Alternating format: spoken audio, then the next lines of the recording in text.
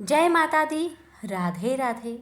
आप सभी भक्तों पर माता रानी की कृपा सदा सर्वदा बनी रहे। आज की इस वीडियो में हम श्री दुर्गा सप्तशती पाठ के 8वें अध्याय का रसपान करेंगे। इस अध्याय में सुनिए रक्त बीज की वध की कथा।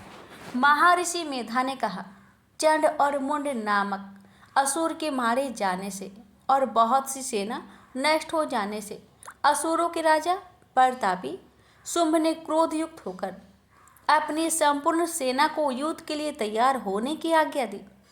उसने कहा, आज उदयुद्ध नामक 86 असुर सेनापति अपनी सेनाओं के साथ युद्ध के लिए जाए और कंबु नामक 84 सेनापति भी वहां आए और कोटि वीर्य नामक 50 सेनापति और धूम्रकुल के 100 सेनापति प्रस्थान करें।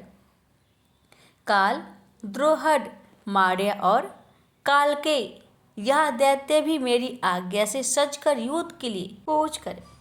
भयानक शासन करने वाला असुरों का स्वामी शुभ इस प्रकार आज्ञा देकर बहुत बड़ी सेना को साथ युद्ध के लिए चला।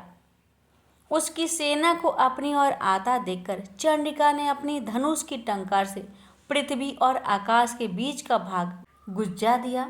राजन, इसके पश्चात देवी के सिंह ने दहाड़ना आरंभ कर दिया और अंबिका को घंटे के शब्दों ने उसको और भी बढ़ा दिया। धनुष की टंकार, शेर की दहाड़ और घंटे के शब्द से पृथ्वी और आकाश के बीच का भाग गूंज उठा और इसके साथ ही देवी ने अपने मुख को और भी भयानक बना लिया। ऐसे भयंकर शब्द को सुनकर राक्षस सेना ने देवी तथा उसके इर्द गिर्द घेरा डाल दिया।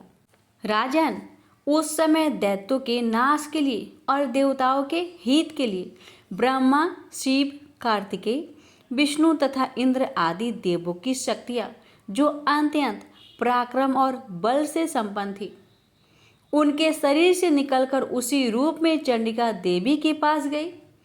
जिस देवता का जैसा रूप था, जैसे आभूषण थे और जैसा वाहन था, वैसा ही रूप, आभूषण और वाहन लेकर उन देवताओं की शक्तियाँ दैत्यों से युद्ध करने के लिए आई। हंस युक्त विमान में बैठकर और रुद्राक्ष की माला तथा कमंडलु धारण करके ब्रह्मा जी की शक्ति आई। वृषभ पर सवार होकर, हाथ में त्रिशूल लेकर, महानाग का कंकन पहनकर और चंद्र रेखा से भूषित होकर भगवान शंकर की शक्ति महेश्वरी आई और मोर पर आरूढ़ होकर हाथ में शक्ति लिए दैत्यों से युद्ध करने के लिए कार्तिकेय जी की शक्ति उन्हीं का रूप धारण करके आई। भगवान विष्णु की शक्ति गरुड़ पर सवार होकर शंख, चक्र, गदा, धनुष तथा खड्ग हाथ में लिए हुए आई। श्री हरि की शक्ति 12 का शरीर धारण करके आई और नरसिंह के समान शरीर धारण करके उनकी शक्ति नरसिंह ही भी आई।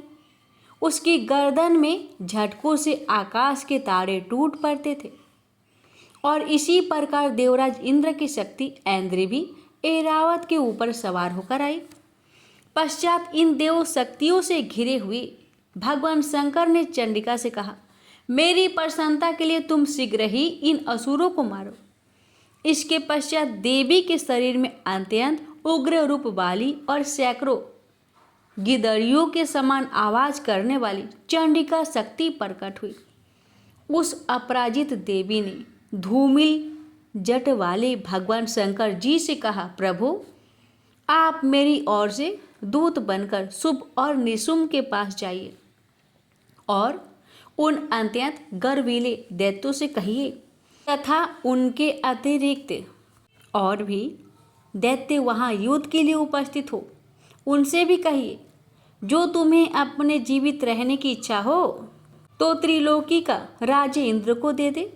देवताओं को उनका यज्ञ भाग मिलना आरंभ हो जाए और तुम पाताल को लौट जाओ।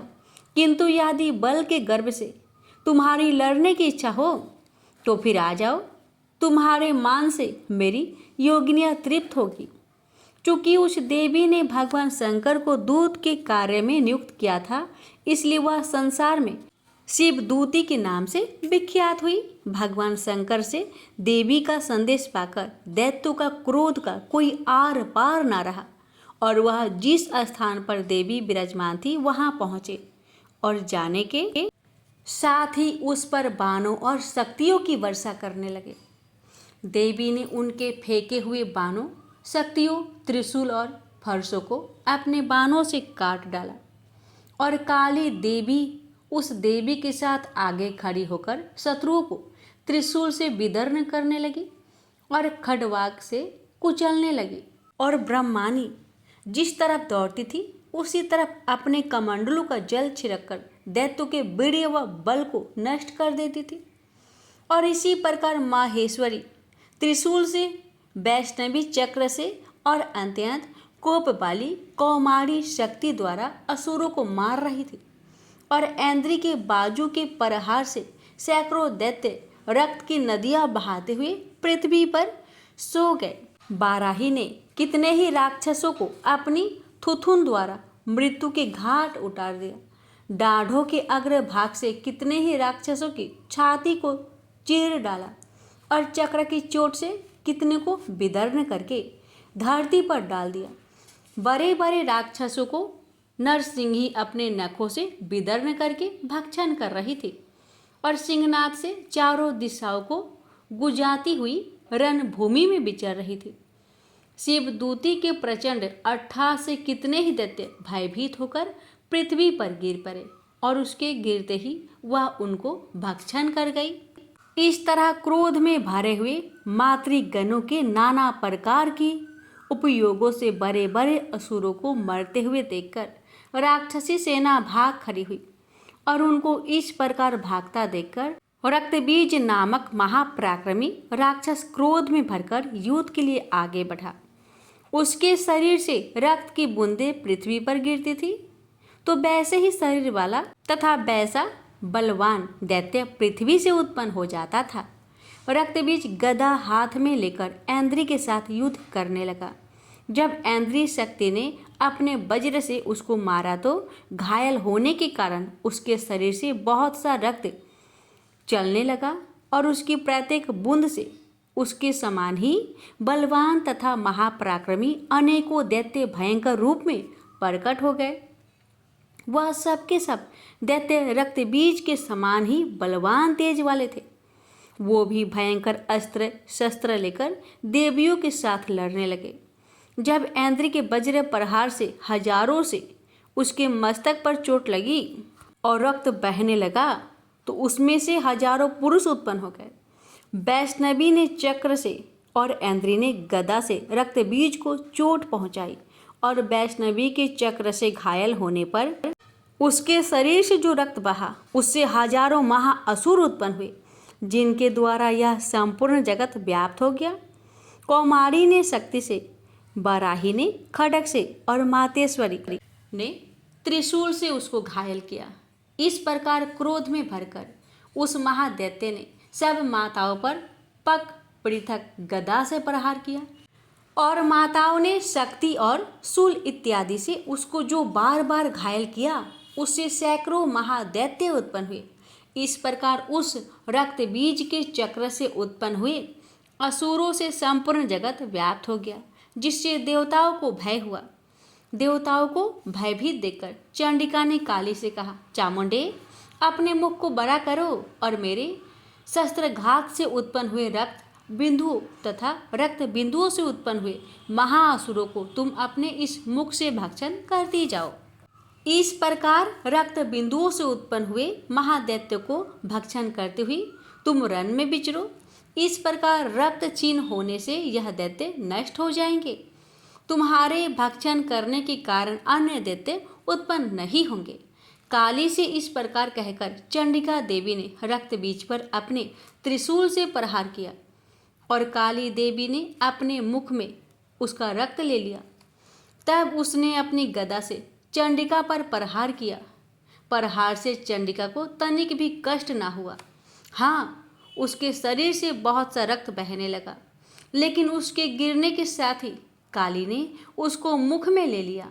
काली के मुख में उस रक्त से जो असुर उत्पन्न हुए उसको उसने भक्षण कर लिया और रक्त को पीती गई। तदंतर देवी ने रक्त बीज को, जिसका कि खून काली ने पिया था, चंडिका ने वज्र, बाण तथा खड्ग तथा रिष्ट इत्यादि से मार डाला। राजन, अनेक प्रकार के शस्त्रों से मरा हुआ और खून से वंचित हुआ महादैत्य रक्तबीज पृथ्वी पर गिर पड़ा। राजन, उसके गिरने से देवता अत्यंत प्रसन्न हुए और माताएं उन असुरों का रक्त पीने के पश्चात उद्धत होकर नृत्य करने लगी। प्रेम से बोलिए जय माता दी। प्यारे भक्तों, श्री दुर्गा सप्तशती पाठ की 8वां अध्याय यहीं पर समाप्त होता है। इसकी आगे के अध्याय अगले वीडियो में अवश्य सुनिएगा। माता रानी आप सभी पर अपनी कृपा सदा सर्वदा बनाए रखे।